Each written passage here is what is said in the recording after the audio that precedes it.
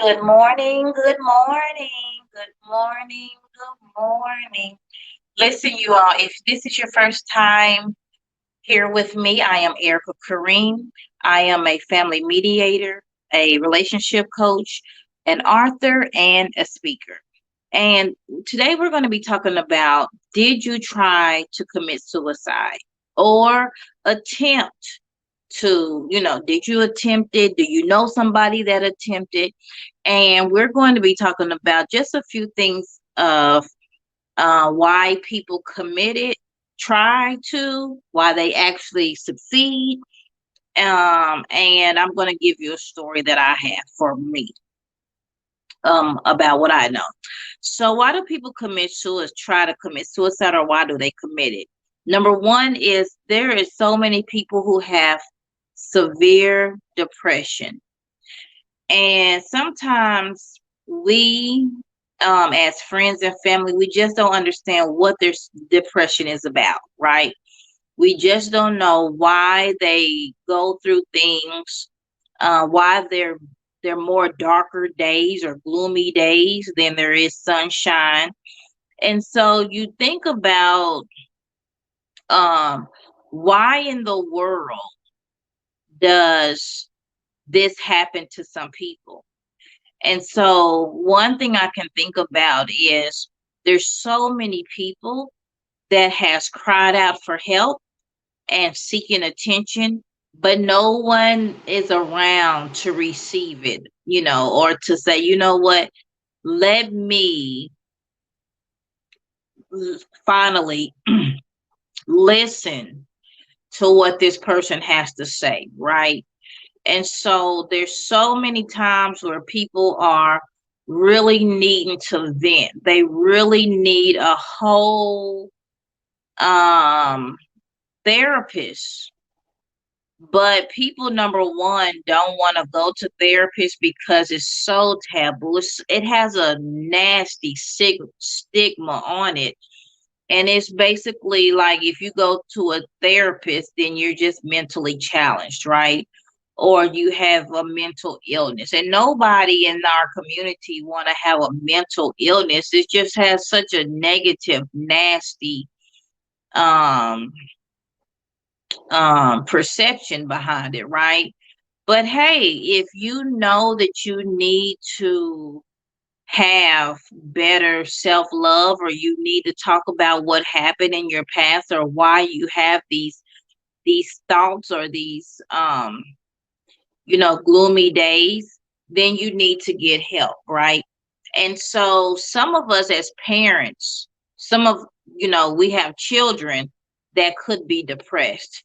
And us as parents, you're like, okay, why would you be depressed? You have everything you need. You have this and you have that. I try to spend as much time with you. I mean, parents have really come to me because they have depressed children, and they absolutely don't understand why their children um are depressed. So here's the thing, there's two things.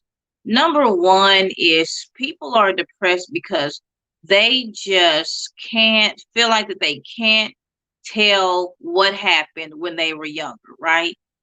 And the more you keep it inside of you, the more burden it becomes, the more hurt and pain, and it lingers on. And even when you try to be around people and do things with other people and stay active, that pressure leads on and on and on, and like it never goes away no matter how much you try to avoid it, right? And so that's one thing, is that um people are ashamed, or they have full of guilt or resentment. They just will not open up to you ever, ever, ever, ever, ever. People are taking things that happened to them to their grave because of that. They're so ashamed. However, if only they knew that they are not alone, and that people around the world have been through whatever they've been through, right? And so that's one thing. But another thing is that people do and are born with mental illness, sometimes because it's hereditary. And so people ask me, because my mother was this or my father was this, or DNA really do matter, right? Those genetics do transfer down at times. And sometimes, yeah, it can miss some kids, but sometimes it can go right to a kid and you'll have the same mental illness or depression, you know, stress and anxiety, whatever your parents have. And even when your parents are not admitting to the dysfunctions and the mental illness that they may have or have had, right? Until it is controlled. You know, if you don't tell your children this is what I have, they will go around thinking that it's just a problem, that they can't live anymore, and that they just don't really know what to do. So it's up to us as more mature adults to say, you know what, I have had this in the past. And sometimes I still have um troubles with this, and this is what you need to do. So again, if you are a parent that has a mental illness, just be honest. Don't go around having your child think, okay, it's only me. Why me? Why did my brothers and sisters not get this, but I got it? I'm depressed all the time. And so again, it could be that um one of the parents have it. Period. Point blank, period. But again, we as parents, some of us that don't have it, we just throw it off. It's like, why do you have that? Like, get over it. You have this and you have that, and sometimes presents don't they just don't trump with mental illness. Presents that you give people, gifts, it just don't trump trying to um be involved in something that you don't know about. You're not involved, but trying to control something you have no clue about. So if you want to give your child a present or somebody a gift, you give them a gift of therapy and see if they will go. Okay. Because again, when you just don't know about something, when you just don't have a good understanding, you want to be able to get somebody to help you with what's going on with you. And then again, it may run through your family or it may not. You just have to figure this out and go ask questions. The second thing I wanted to share with you is a lot of times people with schizophrenic have suicide attempts or suicide thoughts. And it's because they continue to hear voices in their heads, right? And so I had a friend in my 20s, and she wasn't a schizophrenic, but she got a hold of some very bad drugs and ended up in a um what is that? A drug rehab or something. And it just was that she had a hold of some bad drugs years ago. This was 20 something years ago.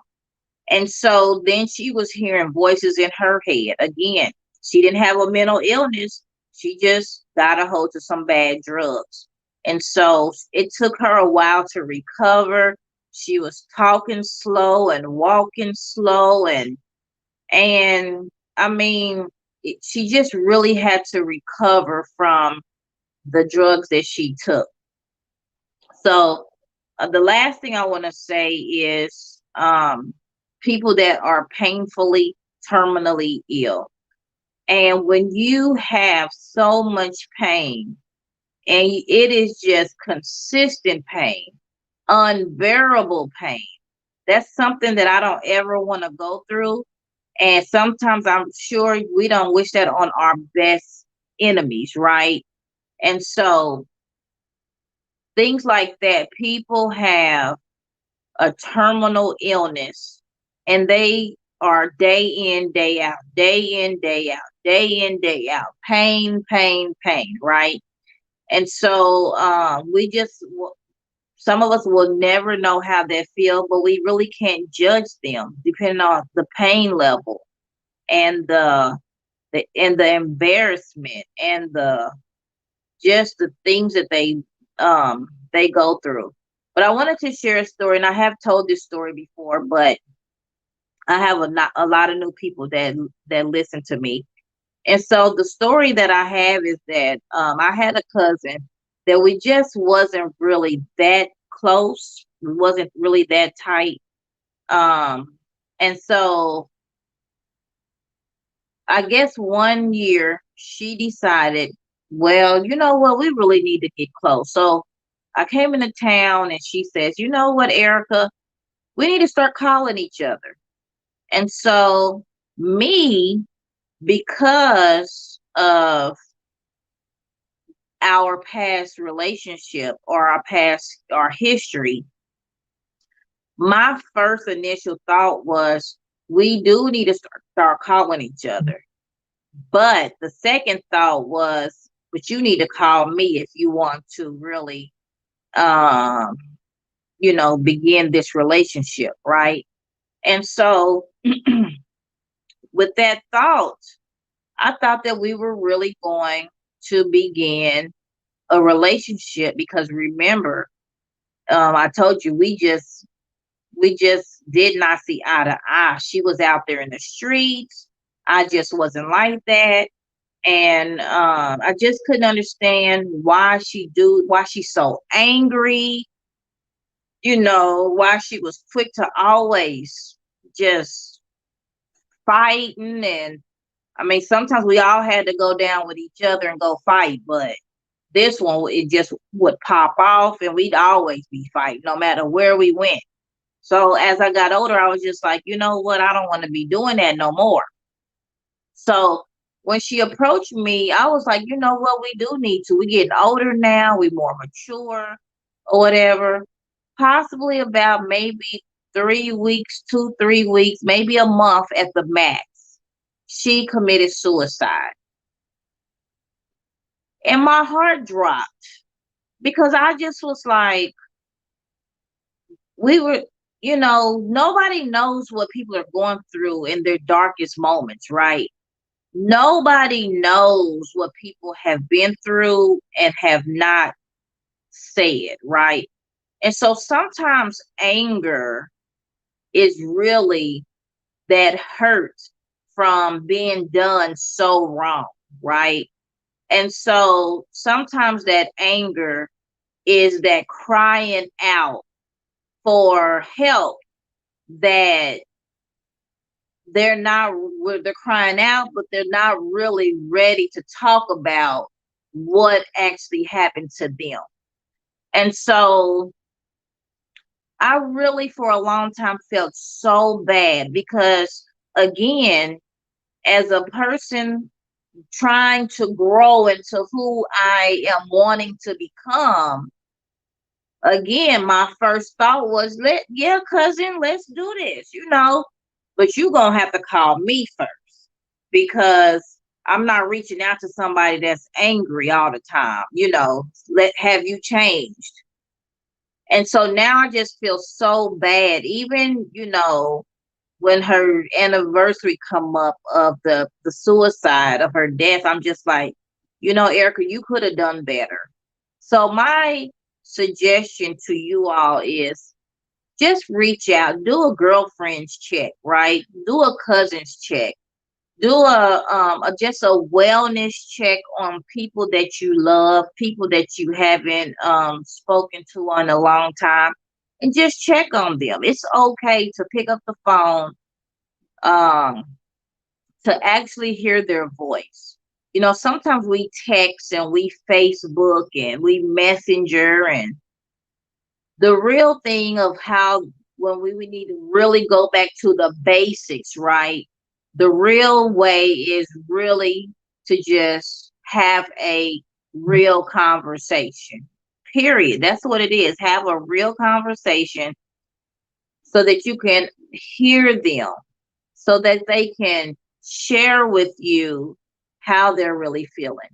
So I just wanted to share with you about that part, right?